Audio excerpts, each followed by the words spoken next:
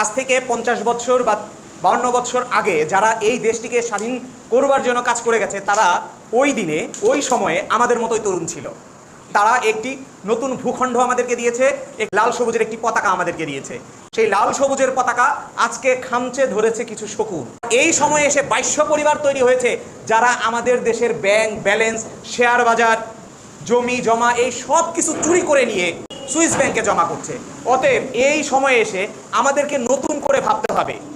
71-এ যদি তরুণরা এগিয়ে না আসতো, তাহলে এই দেশ স্বাধীন হতো না। আজকের দিনে আমরা তরুণরা যদি এগিয়ে না আসি, তাহলে এই শকুনদের হাত থেকে আমরা এই দেশকে রক্ষা করতে পারবো। এখন আমার দেশের তরুণ যুবকরা পড়াশোনা শেষ করে চাকরি বাকরি পাচ্ছে না, সরকারি চাকরিতে তারা কোটার বৈষম্যের শিকার হচ্ছে। জীবন এবং জীবিকার মধ্যে কোনো সামঞ্জস্যতা নাই, আয় এবং ব্যয়ের মধ্যে কোনো সামঞ্জস্যতা নাই।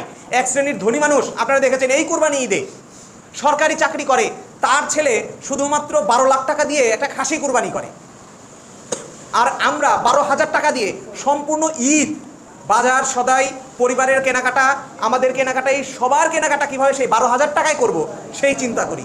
সমাজে যে বৈষম্য তৈরি হয়েছে, এই বৈষম্যের বিরুদ্ধে আমাদের তরুণদের কথা বলতে হবে, আমাদের তরুণদের জাগতে হবে। সেই তরুণদেরকে জাগানোর জন্য, সেই তরুণদেরকে সামনে এগিয়ে নিয়ে আসবার জন্য, তাদের অধিকার বুঝে পাবার জন্য কাজ করছে গণ অধিকার পরিষদ, যুব অধিকার পরিষদ, ছাত্র অধিকার পরিষদ, শ্রমিক অধিকার পরিষদ এবং ভিপি নুরুল হক নূরের মতো আমরা একজন আইকনিক ডাইনামিক লিডার পেয়েছি, যার নেতৃত্বে আমরা এদেশের মানুষের ভাত, ভোট, জান ও জবানের অধিকার ফিরে পাওয়ার জন্য যেই সংগ্রাম, সেই সংগ্রামটাকে শুরু করতে পারি।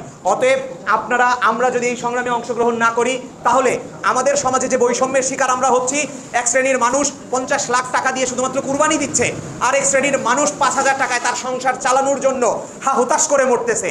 এই বৈষম্যের শিকার আপনার পরিবার হবে, আজকে আপনি হচ্ছেন, কাল আপনার সন্তান হবে।